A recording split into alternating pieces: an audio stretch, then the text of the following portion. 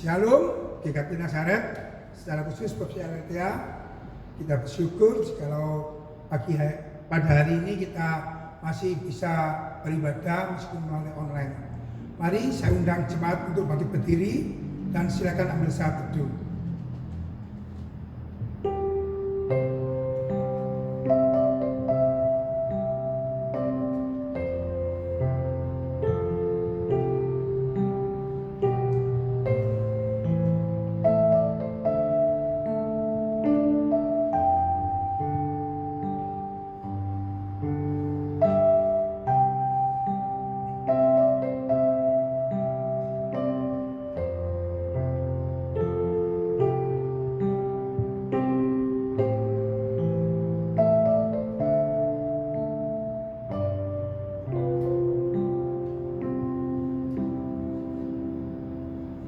Arahkanlah hatimu kepada Tuhan dan beribadahlah kepadanya dengan sikap penyembahan.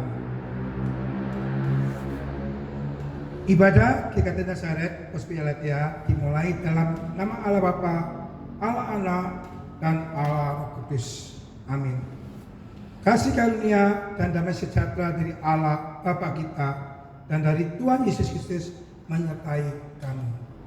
Mari Bapak sekalian kita pujikan besar setiamu. Saya persilakan semua untuk duduk kembali.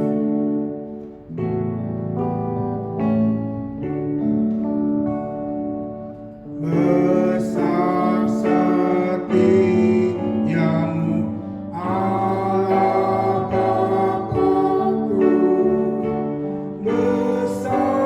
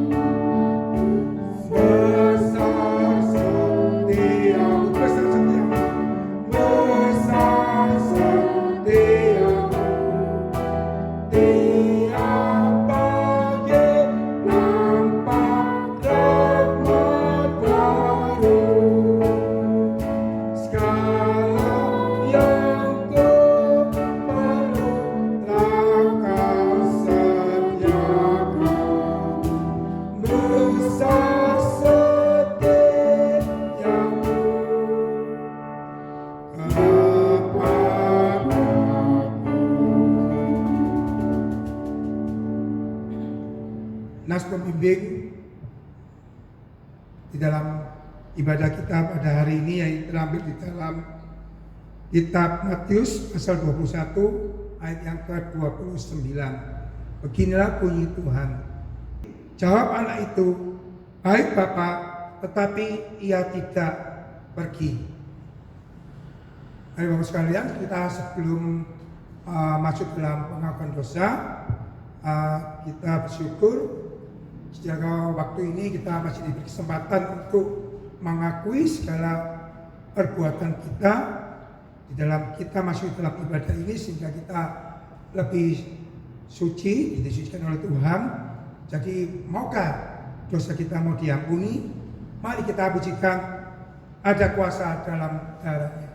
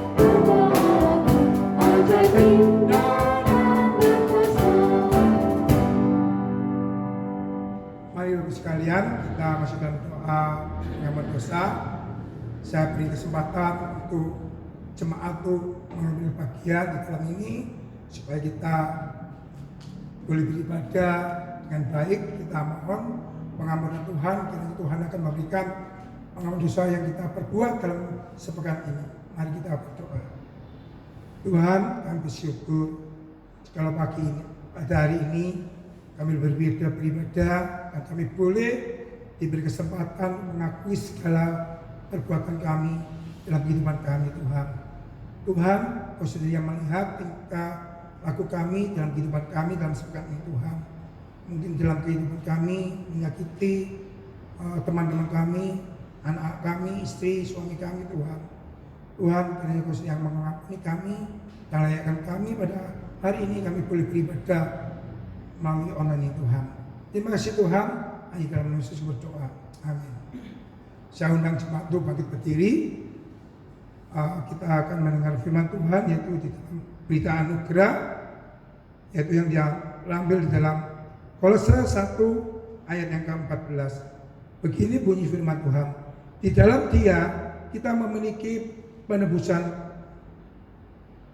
Di dalam Dia kita memiliki penebusan kita, yaitu pengampunan dosa. Kita masih bersyukur kalau hari ini kita masih kesempatan, yaitu mendengarkan itu petunjuk hidup baru, yaitu yang terambil dalam kitab Kisah Para Rasul pasal 8 ayat ke-22. Beginilah bunyi firman Tuhan. Jadi bertobatlah dari kejahatanmu ini dan berdoalah kepada Tuhan supaya Ia mengampuni niat hatimu ini. Saya ulangi lagi. Jadi bertobatlah dari kejahatanmu ini dan berdoalah kepada Tuhan supaya Ia mengampuni niat hatimu. Saya persilakan jemaat duduk kembali.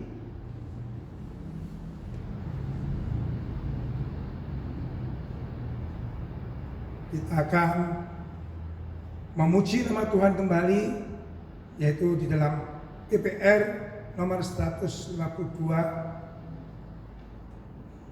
Jangan sedih dan kecewa.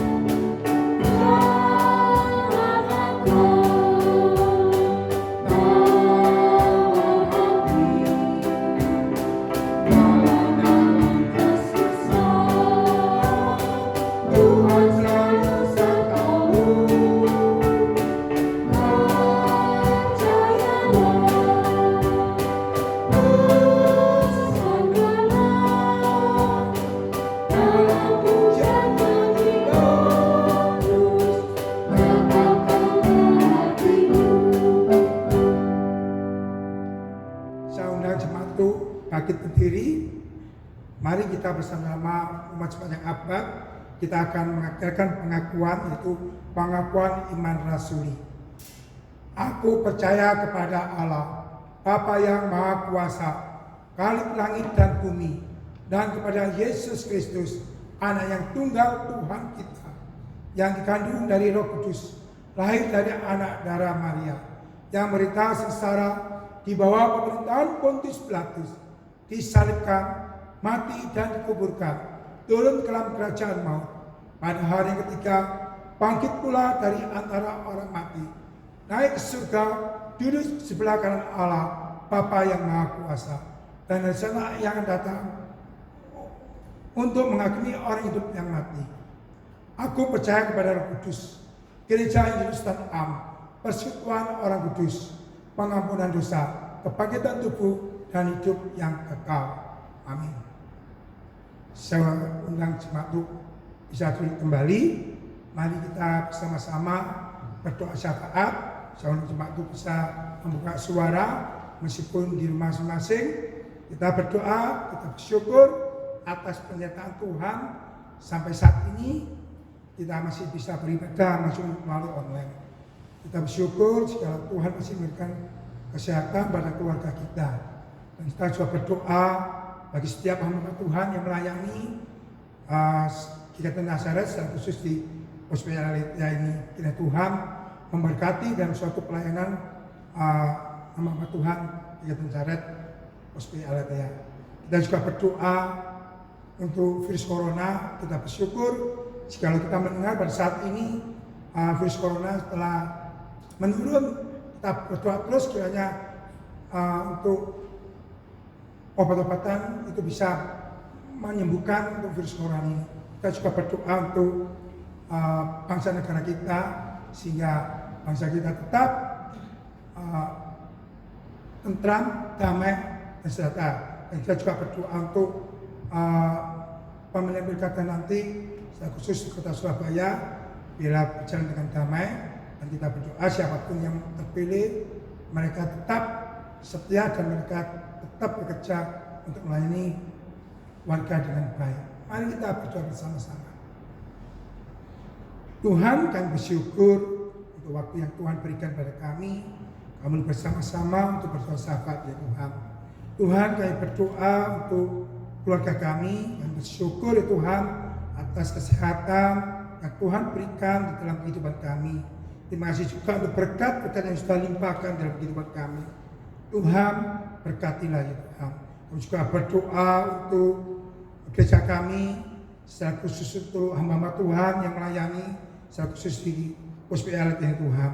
Bagi hamba-Mu Sehari dan Vivi Tuhan yang mengembalakan di dalam Hospital Aletheia Tuhan, biarlah hospital ini boleh berkembang, biarlah semakin hari semakin dimuliakan nama-Mu Tuhan. Tuhan, kami juga berdoa untuk bangsa negara kami Tuhan, secara khusus untuk perekonomian Tuhan, di mana banyak demo dan juga PHK yang dilakukan oleh beberapa perusahaan Tuhan.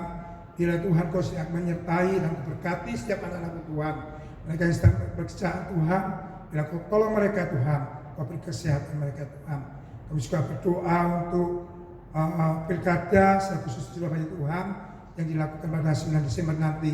Bila Tuhan Kau tolong setiap anak-anak-Mu, mereka yang duduk pemerintahan, dan Kau pakai mereka pikiran yang baik Tuhan untuk memilih calon-calon wali kota ini Tuhan, sehingga yang terpilih mereka benar-benar Tuhan melakukan tugas kewajiban mereka untuk memberikan yang terbaik pelayanan untuk warga Surabaya ini Tuhan. Terima kasih Tuhan. Ini seruan doa kami hanya dalam nama Tuhan Yesus kami berdoa. Amin. Sebelum kita mendengarkan firman Tuhan, mari kita bersama-sama memujikan lagi, yaitu di dalam Ku Suka Mengabarkan Injil.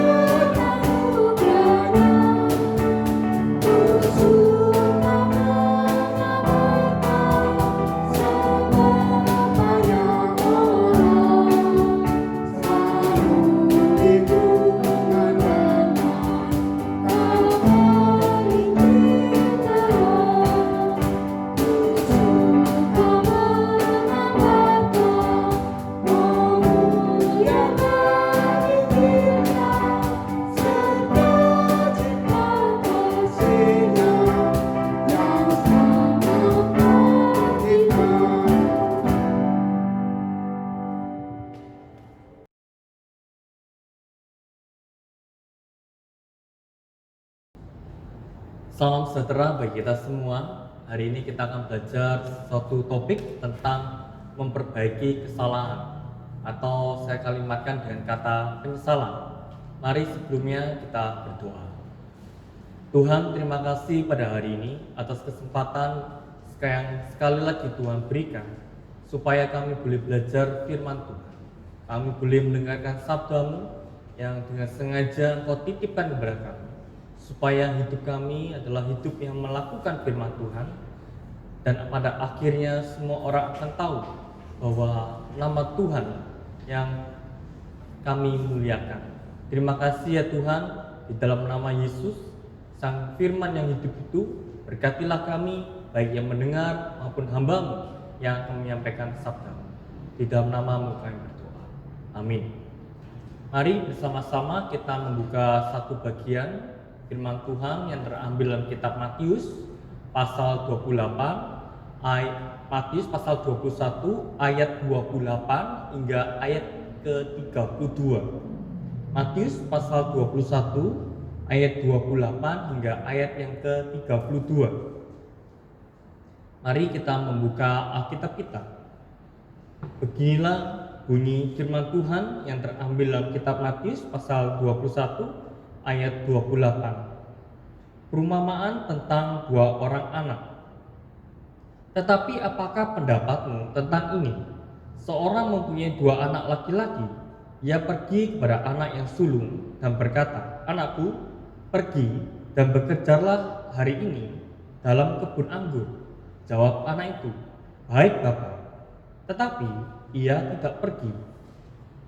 Lalu orang itu pergi kepada anak yang kedua dan berkata demikian juga. Dan anak itu menjawab, "Aku tidak mau." Tapi kemudian ia menyesal lalu pergi juga. Siapakah di antara kedua orang itu yang melakukan kehendak ayahnya? Jawab mereka, "Yang terakhir." Kata Yesus kepada mereka, "Aku berkata kepadamu, sesungguhnya pemungut-pemungut cukai dan perempuan-perempuan sundal akan mendahului kamu masuk ke dalam kerajaan Allah. Sebab Yohanes datang untuk menunjukkan jalan kebenaran kepadamu, dan kamu tidak percaya kepadanya. Tapi pemungut-pemungut cukai dan perempuan-perempuan sundal percaya kepadanya. Dan meskipun kamu melihatnya, tetapi kemudian kamu tidak menyesal, dan kamu tidak juga percaya kepadanya." Amin. Saudaraku yang kasih dalam Tuhan, hari ini kita masih berbicara seputar kebun anggur. Minggu lalu kita sudah belajar tentang penggarap-penggarap kebun anggur, bahwa Tuhan memanggil mereka berdasarkan kasih karunia-Nya, berdasarkan kasih-Nya, bukan berdasar pengorbanannya, bukan berdasarkan kualitasnya, bukan seberapa lama dia bekerja, tetapi berdasarkan kasih karunia-Nya. Memang kualitas di dalam sebuah pelayanan itu memang penting, tetapi bukan itu dasar Tuhan memanggil setiap anak Tuhan. Setiap anak Tuhan dipanggil untuk melayani Tuhan berdasarkan kasih karunia-Nya. Hari ini kita masih berbicara tentang perumpamaan kebun anggur yang kedua. Ini berbicara tentang dua gambaran manusia. Gambaran yang pertama digambarkan sebagai anak yang sulung, dan gambaran yang kedua digambarkan sebagai anak yang bungsu. Mari kita akan bahas satu persatu. Anak sulung itu anak yang pertama. Apa yang kita pelajari? Yang kita lihat di sana adalah dia adalah seorang pribadi yang tahu benar tetapi hidupnya tidak benar. Dia tahu benar tapi hidupnya tidak benar. Anak sulung ini diminta oleh ayahnya untuk bekerja di kebun anggur. Dan ia menjawab, "Baik, Bapak." Tetapi ia tidak pergi. Kenapa ia tidak pergi? Padahal ia mengatakan, "Baik, Bapak." Baik, Bapak. Artinya apa? Artinya dia harus pergi. Dia harus pergi mentaati apa yang diperintahkan oleh orang tuanya, diperintahkan oleh ayahnya untuk bekerja pada hari ini di kebun anggur. Tetapi kenyataannya dia tidak pergi. Jawaban anak sulung ini benar. Dia harus apa? Dia harus mengatakan, "Baik, Bapak." Nah, saudaraku yang kasih dalam Tuhan, dia punya jawaban yang benar, tetapi dia tidak melakukan yang benar. Ya, saya ulang lagi. Dia mengetahui yang benar, tetapi dia tidak melakukan yang benar. Ya, anak sulung ini tahu bahwa ada 10 hukum dan salah satu hukum yaitu hukum yang kelima. Firman Tuhan berkata, hormatilah kedua orang tuamu. Nah, kata menghormati orang tua ini salah satu responnya adalah bagaimana dia harus taat kepada orang tuanya. Apa yang diminta oleh orang tuanya, dia harus melakukan, dia harus melaksanakan. Karena itu adalah bentuk dia menghormati. Dia salah satu bentuk bahwa dia melakukan perintah firman Tuhan, hukum yang kelima, hormatilah kedua orang tuamu. Tetapi kenyataannya adalah dia tidak melakukannya. Kenyataannya adalah dia berdiam diri saja. Saudara yang kasih dalam Tuhan, anak sulung ini mengatakan dengan tepat, menjawab dengan tepat. Dia tahu hukum yang ke-10 mengatakan apa? Dia mengatakan bahwa harus taat, harus tunduk. Maka dia berkata, baik Bapak, saya akan melakukannya. Tetapi dia tidak meresponnya, tetapi dia tidak melakukannya. Saudara, jawaban anak sulung ini adalah jawaban benar. Tetapi jawaban itu adalah jawaban yang tidak berarti. Anak sulung ini punya jawaban yang benar. Tetapi jawaban ini adalah jawaban yang tidak berarti. Benar dan berarti adalah dua hal yang berbeda. Benar dan berarti ada dua hal yang berbeda. Benar itu adalah sesuai dengan seharusnya. Benar itu artinya sesuai dengan seharusnya atau tepat. Sedangkan berarti itu artinya adalah kata-kata itu terwujud, kata-kata itu terbukti. Ya, jadi benar berbeda dengan berarti. Jawaban anak sulung ini benar, tetapi jawabannya itu adalah jawaban yang tidak berarti apa-apa. Misalnya, seorang suami bertanya kepada istrinya, kita sudah menikah 25 tahun. Apakah engkau masih tetap mencintai saya? Maka istri menjawab, tentu aku tetap mencintai kamu. Sampai kapanpun aku tetap akan mencintai kamu. Tetapi kenyataannya adalah bahwa istri ini tidak punya waktu untuk suaminya. Istri ini sibuk dengan apa? Dengan shopping. Istri ini sibuk dengan dirinya sendiri. Istrinya ini tidak mengurus rumah tangganya dengan baik. Nah, jika demikian, apakah artinya cinta? Apakah artinya cinta? Artinya aku mencintai kamu tapi tidak ada bukti. Apakah itu artinya? Maka apa yang dikatakan dia adalah kata yang benar. Apakah engkau masih mencintai aku? Iya, aku masih tetap mencintaimu. Itu jawabannya benar. Tapi jawaban itu tidak berarti apa-apa. Karena apa? Karena tanpa bukti. Inilah anak yang pertama, saudara. Dia tahu yang benar, tapi hidupnya tidak benar. Bagaimana dengan anak yang kedua? Yaitu anak bungsu. Saya juga mengatakan bahwa anak bungsu ini tahu yang benar, dan juga melakukannya tidak benar. Ya, tahu yang benar, tetapi juga melakukan yang tidak benar. Bagaimana saya mengatakan dia tahu yang benar, sedangkan anak yang bungsu menjawab yang salah? Anak ini ditanya oleh papanya, apakah hari ini kamu mau bekerja di kebun anggur? Dia jawabannya salah, yaitu apa? Tidak mau, tidak bersedia. Pertanyaannya adalah, jawaban ini berdasarkan apa? Apakah berdasarkan pengetahuannya bahwa dia tidak tahu, ataukah berdasarkan ketidakmauannya? Maka dia menjawab tidak mau. Saudara, kalau kita meneliti dengan sesama, maka jawaban anak bungsu ini adalah berdasarkan bukan berdasarkan pengetahuannya.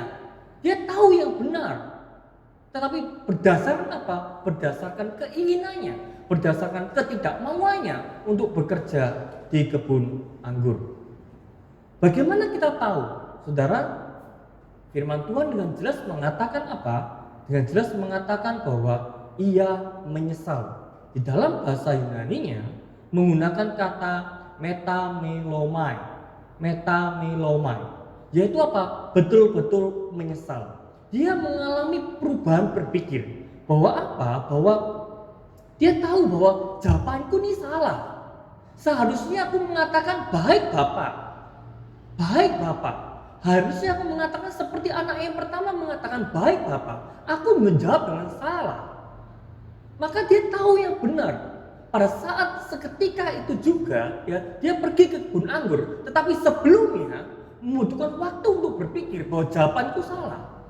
Pada saat ditanya oleh papanya, apakah engkau mau kebun anggur? Tidak mau. Saat itu dia tidak ke kebun anggur. Dia butuh waktu untuk mencerna kembali apakah jawabannya ini jawaban yang pantas sesuai hukum yang kelima. Jawaban ini adalah jawaban yang pantas bagi seorang papa yang mengasihi anaknya. Apakah dia anak yang baik? Dia butuh waktu untuk apa? Mencerna kembali apa yang telah dilakukannya. Maka firman Tuhan katakan menyesal. Jadi apa yang membedakan? Apa yang membedakan anak pertama dan anak yang kedua? Anak yang pertama dia tahu yang benar, tetapi dia tidak melakukannya. Hidupnya tidak benar. Anak yang kedua juga dia tahu yang benar, tetapi juga tidak melakukannya di dalam jangka waktu tertentu. Di dalam jangka waktu tertentu, yaitu anak yang bungsu, anak yang kedua. Jadi perbedaannya ada di mana? Secara inti, secara mendasar, perbedaannya ada di mana? Perbedaannya adalah di kata penyesalan. Di dalam penyesalan. Penyesalan membuat pengetahuannya benar dilakukan dengan benar. Saya ulangi sekali lagi. Penyesalan ini membuat pengetahuannya benar. Oh, yang benar itu seperti ini. Maka dia melakukan yang benar. Direspon dengan tepat. Bukan saja dengan kata-kata, tetapi juga dengan perbuatan. Inilah pertobatan yang sejati. Pertobatan sejati bukan sekedar kata-kata, aku percaya, tetapi juga hidup yang percaya. Pertobatan sejati bukan berbicara aku beriman saja, tetapi hidupnya dengan iman. Dia berhidup dengan iman. Saudaraku yang kasih dalam Tuhan, anak yang pertama dan anak yang kedua yang paling perbedaannya adalah di penyesalan. Anak pertama tidak menyesal, anak kedua menyesal. Anak pertama ini menggambarkan siapa? Firman Tuhan dengan jelas ini adalah menggambarkan imam-imam kepala, menggambarkan ahli-ahli Taurat, menggambarkan orang-orang Farisi yang dimana mereka adalah orang-orang yang belajar firman Tuhan. Mereka adalah orang-orang yang menyelidiki kebenaran. Bukankah ada tanda pertobatan dan itu dimulai, ada tanda pertobatan dan itu dimulai dari sebuah tanda pembuka jalan. Ya, tanda pertobatan itu dinyatakan, berita pertobatan itu dinyatakan kepada umat manusia, termasuk ahli Taurat, ahli Farisi, dan salah satu tanda yang menyertai itu adalah tanda pembuka jalan, yaitu Yohanes. Jika kita melihat Yesaya pasal 40 ayat 3, Yesaya 40 ayat 3 itu berbicara tentang apa? Berbicara seorang nabi yang akan datang, yang mengawali lebih dulu sebelum Mesias itu hadir, sebelum Tuhan itu menyelamatkan manusia, sebelum Tuhan menyatakan Injil keselamatan kepada semua manusia, maka ada sebuah tanda pembuka, tanda pertobatan itu adalah seorang pribadi, seorang nabi yang membuka jalan bagi Tuhan. Kita bisa lihat di dalam kitab Yesaya pasal 40 ayat 3 yang telah saya sebutkan tadi. Demikianlah bunyi firman Tuhan. Ada suara yang berseru-seru, persiapkanlah di padang gurun jalan untuk Tuhan. Luruskanlah di padang belantara jalan raya bagi Allah kita. Dan ini jika kita membandingkan, maka ini adalah senada dengan Matius pasal 3 ayat 2 hingga 3. Matius pasal 3 ayat 2 hingga 3 berkatalah demikian, berfirmanlah demikian.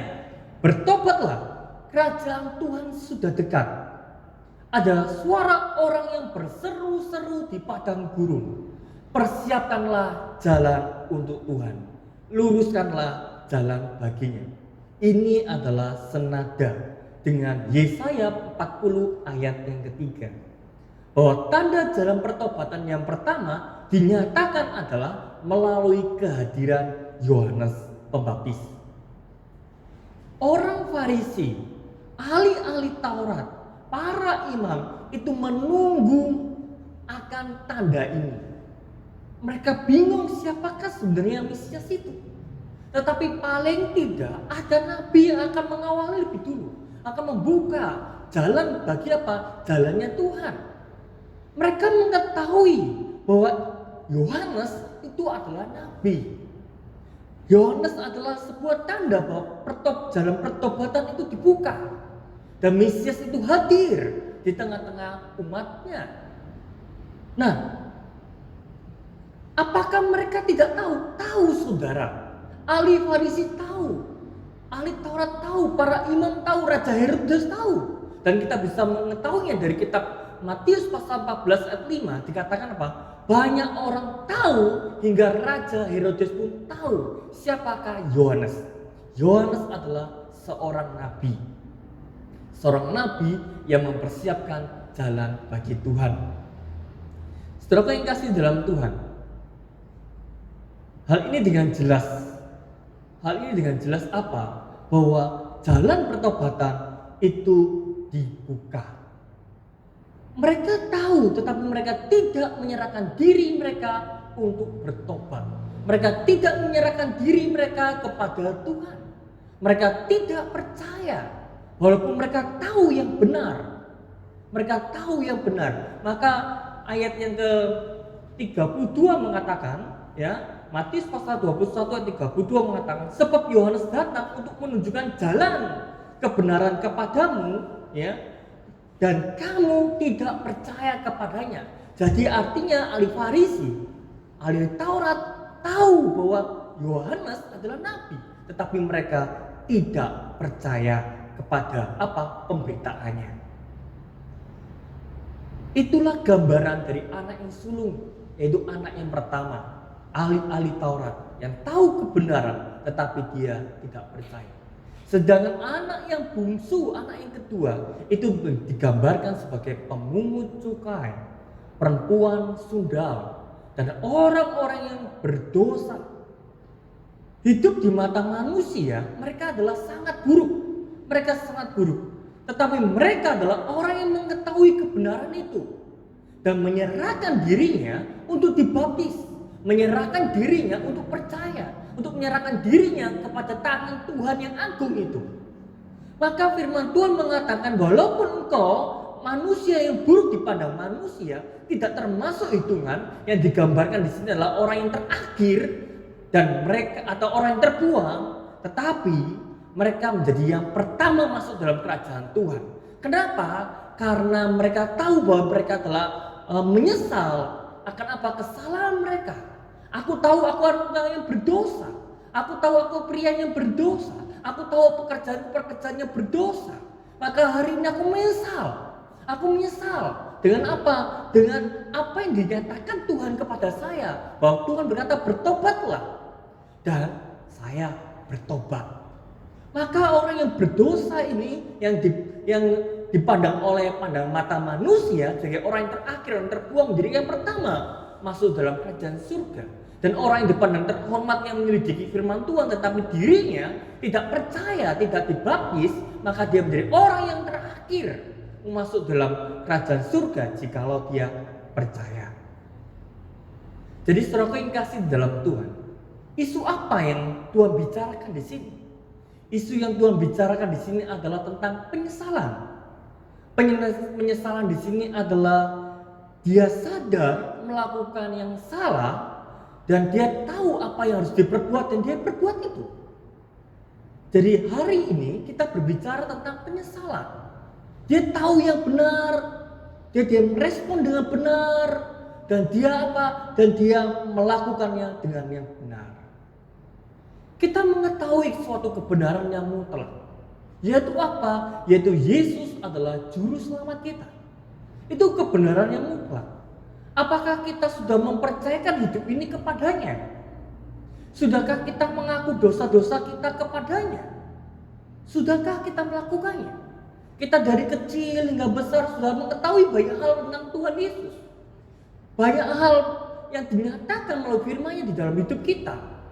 Tapi pertanyaannya adalah apakah engkau sudah meresponnya dengan benar? Engkau sudah melakukan apa yang disebut pengetahuan yang benar itu, yaitu apa? Menyerahkan hidupmu kepada Tuhan sebagai Tuhan dan Juru Selamat satu-satunya, selama-lamanya, saat ini sampai berkesudahan nanti. Saudara, pengetahuan yang benar itu tidak cukup, perlu respon yang tepat, respon yang benar, yaitu apa? Menyerahkan diri kita kepada Yesus sebagai Tuhan dan Juru Selamat kita. Tuhan juga seringkali menitipkan kita firman-Nya. Supaya apa? Supaya kita melakukannya. Pertanyaannya adalah, sudahkah kita melakukannya? Sudahkah kita berbuat seperti firman Tuhan ajarkan? Tuhan memberikan kepada kita pengetahuan yang benar, yaitu untuk apa? Untuk melakukan yang benar, merespon dengan yang benar. Hari ini saya tahu bahwa kita semua manusia yang tidak sempurna. Maka penyesalan itu adalah kesadaran kita bahwa aku salah karena aku diperhadapkan yang benar. Yang benar adalah yang A, aku salah melakukan yang B. Maka aku kembali yang A, direspon, disikapi dengan yang benar. Itulah maksud firman Tuhan hari ini. Penyesalan di sini adalah dasar untuk apa?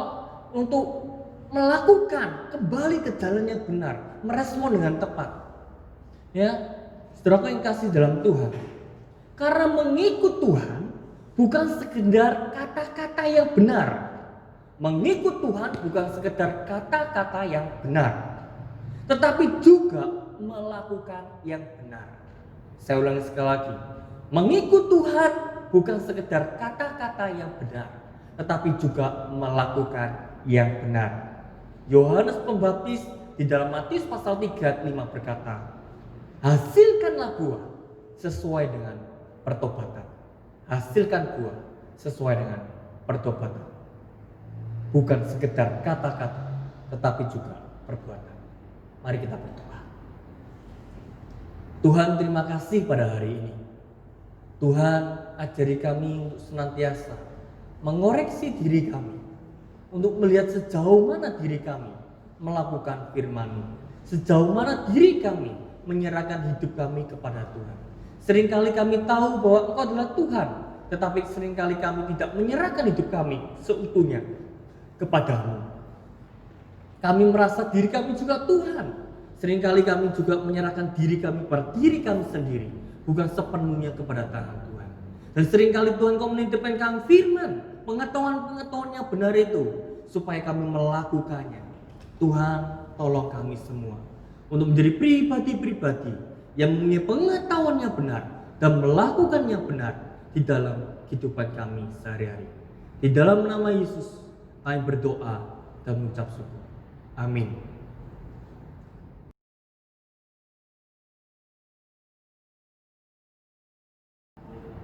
Marilah kita nyatakan syukur kepada Tuhan dengan perbuatan dan dengarlah firman Tuhan, yaitu yang terambil di dalam Amsal pasal 3 ayat 9. Muliakan Tuhan dengan hartamu dan dengan hasil pertama dari segala penghasilanmu. Mari Bapak kita memberikan persembahan. Bapak bisa memberikan melalui transfer, yaitu melalui bendahara atas nama Cynthia, atau dikumpulkan nanti ada tatap muka bisa diserahkan, atau di amplop diserahkan ke sekretariat di penghela, diberi persembahan dari Pospi LTA. Mari kita pujikan untuk persembahan ini, kita pujikan jadikan aku saluran berkat.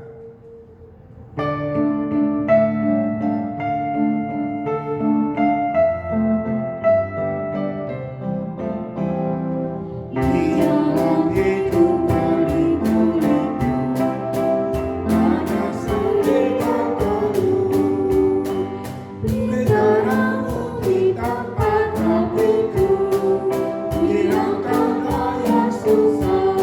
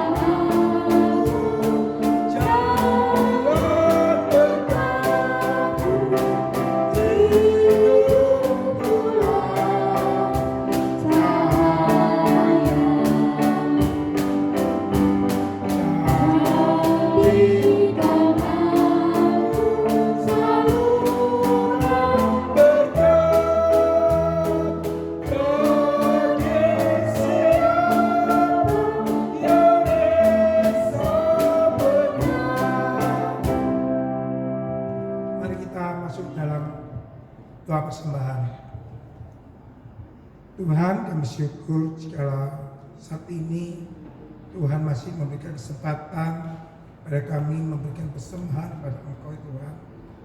Tuhan, biarlah persembahan ini boleh dipakai dalam suatu pelayanan di gereja kami Tuhan. Kami berdoa bagi para majelis Tuhan untuk mengelola uang ini untuk mendukung dalam suatu ibadah kami Tuhan. Tuhan, terima kasih, berkati setiap anak-anak-Mu yang memberi mereka belum sempat memberinya Tuhan. Berkatilah mereka, berkati dalam usaha mereka, berkati dalam pekerjaan, studi mereka maupun dalam keluarga mereka. Terima kasih Tuhan. Hanya dalam nama Tuhan Yesus kami berdoa. Amin. Saya undang jemaat untuk bangkit berdiri. Kita nyanyikan doksologi dan amin song pada selesai.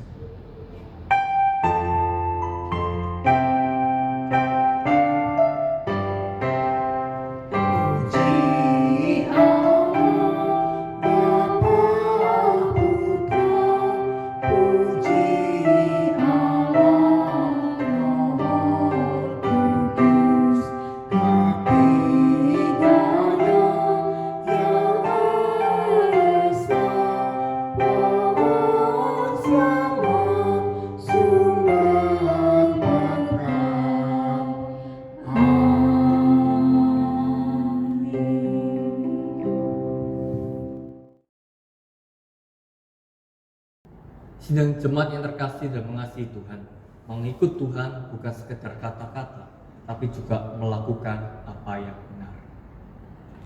Marilah kita menerima berkat Tuhan dimanapun engkau berada. Kiranya Allah Bapa, Allah Anak, dan Allah Roh Kudus, Allah yang Esa itu, memberikan engkau kekuatan untuk melakukan yang benar, memberikan engkau pengetahuan yang benar saat ini, sampai Kristus datang yang kedua kalinya. Amin.